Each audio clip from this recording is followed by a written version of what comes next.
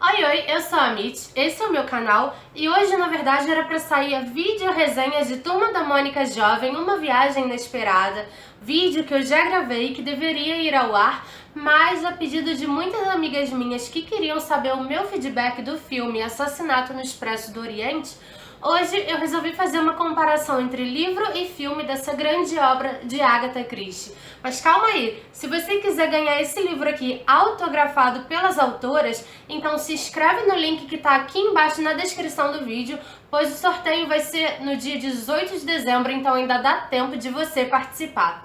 Agora, vamos conferir a minha breve comparação entre livro e filme de O Assassinato no Expresso do Oriente. Ai, quase que eu falei o Assassinato no Expresso Polar.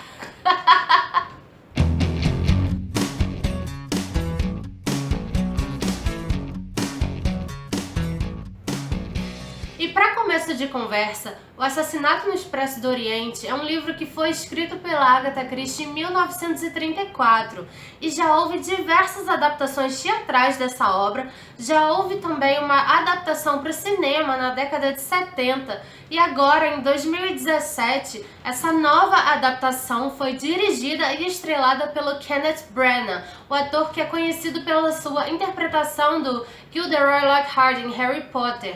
E esse ator, ele é completamente apaixonado por literatura e dá pra ver a paixão e o carinho que ele tem pelos livros na adaptação de O Assassinato do Expresso do Oriente. Então, logo no início do filme, nós somos apresentados ao detetive Hercule Poirot, que é vivido pelo Kenneth Branagh nas telonas, e ele se encontra em Jerusalém, resolvendo mais um mistério, desvendando mais um crime, que aqui no caso em Jerusalém não era um assassinato, mas era um roubo. E ele já tá cansado, doido pra voltar pra Londres pra tirar as suas férias. Ele é um detetive belga, mas a intenção dele é voltar pra Londres pra tirar férias. E no meio do caminho é óbvio que acontecem muitas coisas inesperadas e um mistério desengaveta outro mistério que desengaveta outro mistério, que leva o Hercule Poirot por diversas aventuras e ele nunca consegue tirar as benditas das férias tão desejadas. Então, saindo de Jerusalém, ele resolve o mistério, como sempre. Ele acaba indo para a Turquia para pegar o Expresso do Oriente, que era um trem que infelizmente não existe mais, que levava de Istambul até Londres direto em apenas 3 dias. E isso na década de 30, gente, que sensacional. Óbvio que hoje em dia existem os trens bala, esses trens que cruzam a Europa inteira de uma forma muito veloz, mas para a década de 30, você fazer de Turquia a Londres em 3 dias é sensacional, eu acho, pelo menos. E os cenários estão totalmente deslumbrantes. Eles me fizeram acreditar que aquele filme de fato foi filmado na década de 30.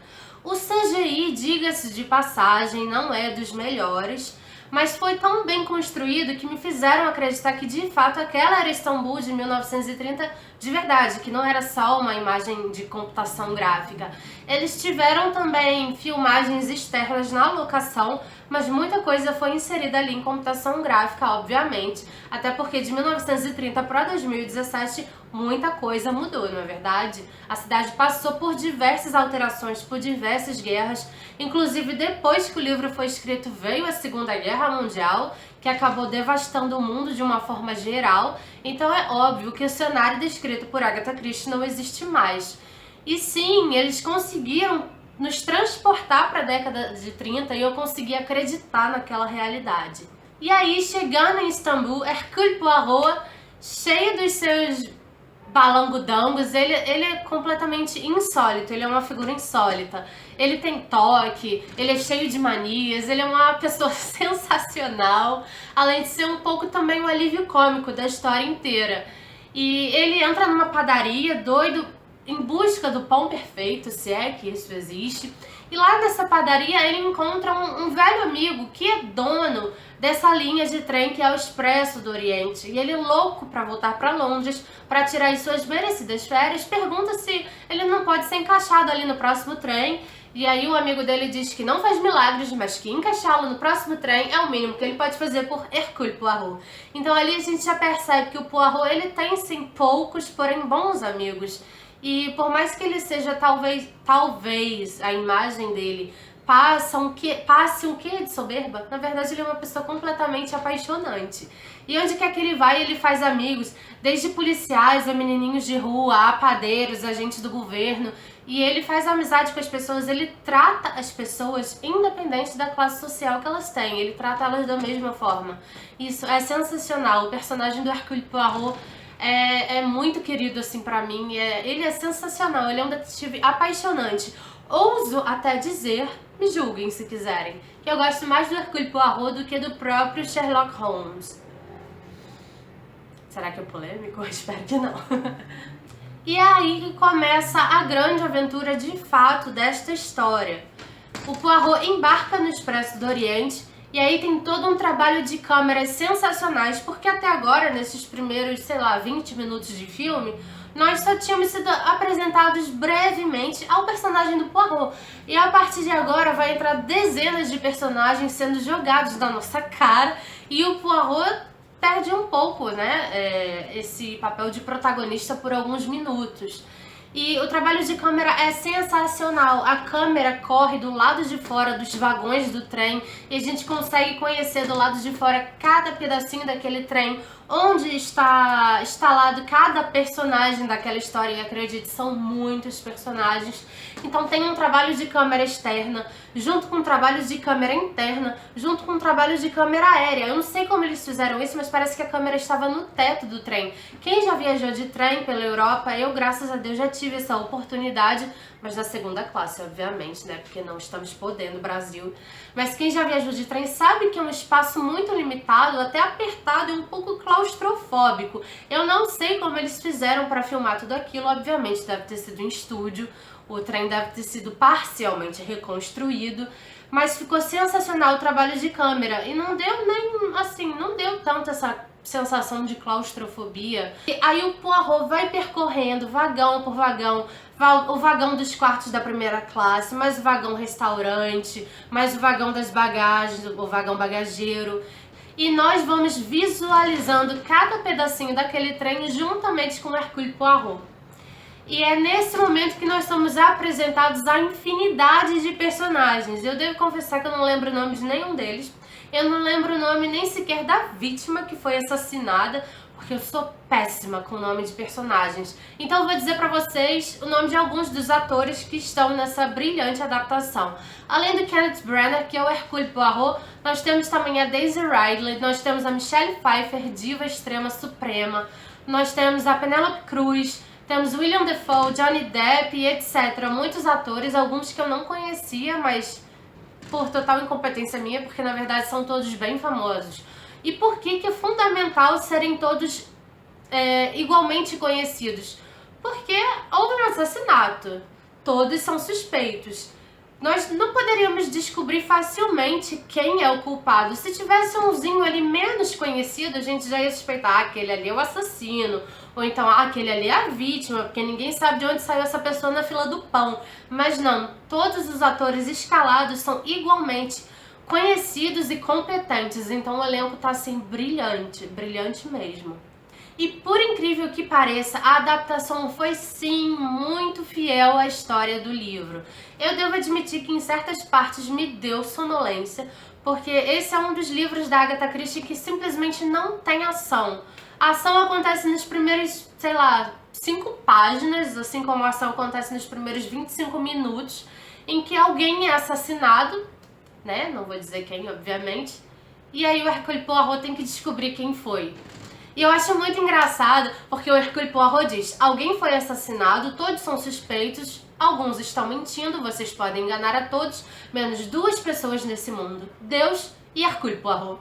Então, tipo, ele não é nada modesto, nada modesto. Então, a partir do acontecimento do assassinato até o final, é um livro de muitos diálogos, muitos questionamentos dentro da própria cabecinha do Poirot, mas a ação em si, zero, não acontece ação nenhuma. Então, é um livro, assim como o filme, que me deu muita sonolência. Pra vocês terem noção, a segunda parte inteira do livro é só o Poirot interrogando os suspeitos. Então são só perguntas. Ah, onde você estava? Com quem você estava? Na hora tal, no local tal? O que você fez? Para quem você ligou? O que você comeu no dia tal? Então é só uma grande parte de perguntas e respostas. Então é um livro sem ação, com muitos diálogos, muitos fluxos de consciência, mas muito cansativo nessa questão também. Então, em algumas partes do filme, assim como o livro, deu um pouquinho de sono. Mas uma coisa que o filme tem que fazer, obviamente, é dar uma enxugada aí em todos os fatos, porque o filme não tem nem sequer 2 horas. Se eu não me engano, foram 2 horas e 43 minutos, incluindo os créditos e o trailer. E eles têm que botar toda a história da Agatha Christie em menos 2 horas. Então é óbvio que muita coisa ia ser enxugada. Mas ainda assim tá uma adaptação bastante fiel. Uma coisa um pouco chata que eu senti um pouco de falta era dessa brincadeira de detetive, do Hercule Poirot fazendo as suas perguntas, as suas indagações, dando os seus palpites. A Memel brincando com o Juba. E a gente entrando na cabeça dele, tentando dar uma de detetive pra descobrir quem é de fato esse assassino. E no filme, como isso é enxugado, acontece em menos de 30 minutos todo esse desenrolar, acaba perdendo um pouco da graça e na verdade, eu nem precisei brincar de detetive, porque quando eu comecei a pensar nisso, o Poirot já tinha solucionado tudo. Então, nesse quesito eu senti um pouco de falta dessa brincadeira de detetive, mas por outro lado foi bom porque tirou um pouco desse aspecto sonolento do livro, porque no livro isso toma 1/3 do livro inteiro e no filme isso levou, sei lá, 20 minutos. Então foi uma baita acelerada que eles deram aí, mas pesando na balança eu achei até que positivo. Agora partindo pro final, obviamente que eu não vou revelar o final, mas eu devo dizer que eu achei o final bem fraco. Mas isso não é um problema do filme. O filme foi até bem fiel ao livro e conseguiu dar um desfecho plausível pro final que a Agatha Christie tinha criado. O meu problema é com o final que a Agatha Christie tinha criado. Eu achei um final fraco, sabe? Mas tipo, quem sou eu na fila do pão? Vocês não precisam concordar comigo. Vocês podem gostar do final se vocês quiserem. Eu achei fraco comparando com outros livros dela, mas isso não quer dizer que seja um final previsível, longe disso. Eu jamais imaginaria um desfecho desse jeito. A Agatha Christie é uma escritora brilhante. Eu jamais imaginaria aquele desfecho. Eu só achei um pouco sem graça mesmo. Então, pesando na balança, foi um filme excelente, com atuações excelentes, diálogos excelentes, filmagens excelentes, mas que o final não me convenceu, assim como o final do livro também não. Se eu tivesse que dar uma nota, daria nota 7, mas é um filme que valeu muito a pena de ter visto, valeu o valor do ingresso totalmente. Se você gostar de Agatha Christie, vale muito a pena você assistir. E agora eu devo admitir que eu tô completamente ansiosa para que estreie logo Morte no Nilo. Ainda tá sendo escrito, ainda nem escolheram o elenco nem nada disso, mas já foi anunciado aí na internet e nos jornais que sim, vai acontecer a adaptação de Morte no Nilo, provavelmente com Kenneth Branagh no papel de Hercule Poirot. E o que dizer de Kenneth Branagh como Hercule Poirot? Ele está simplesmente sensacional. Ele trouxe para as telonas um Poirot um pouquinho mais sóbrio, mais sério, menos tosco, entretanto tão insólito e extremamente inteligente como o Poirot dos livros. Só que nos livros o Poirot diversas vezes é comparado com um ovo, ou seja, uma figura um pouco exótica, e o Poirot da adaptação da década de 70, ele é exatamente assim, ele é bem toscão, ele é bem bizarro, ninguém leva ele a sério, até que ele entra em cena solucionando os crimes. E esse Poirot não, ele é até bem galante, e ele é bastante sério, ele trouxe esse ar de sobriedade para a história e ainda assim continua insólito e com métodos nada convencionais. Eu amei, eu me apaixonei por essa versão do Poirot. E na verdade ele tá bem galantesco, hein? Eu casaria com um Poirot assim. Só tem um porém nessa história toda, é que como o Poirot tá garanhão, né?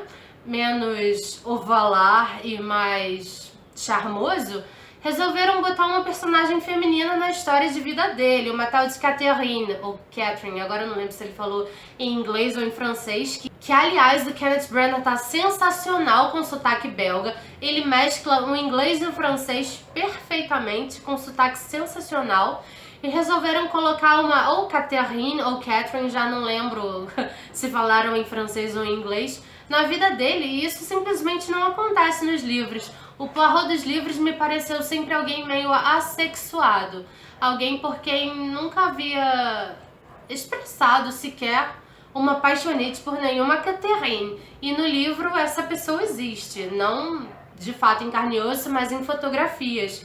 E há cenas em que ele dialoga com a Catherine, ela não é mostrada, obviamente, só ele, e mostram apenas uma fotografia dela. Isso não acontece nos livros, mas eu também não acho que tenha estragado a história em si, porque 99% da história foi realmente bastante fiel ao livro. Então, o filme está aprovadíssimo. Que vem A Morte no Nilo, eu tô super empolgada. E me contem aqui nos comentários se vocês já assistiram, se vocês gostam das histórias da Agatha Christie. Não esqueçam de se inscrever no canal, por favor, não custa nada você se inscrever, não é verdade? E nos vemos nos próximos vídeos. Tchau!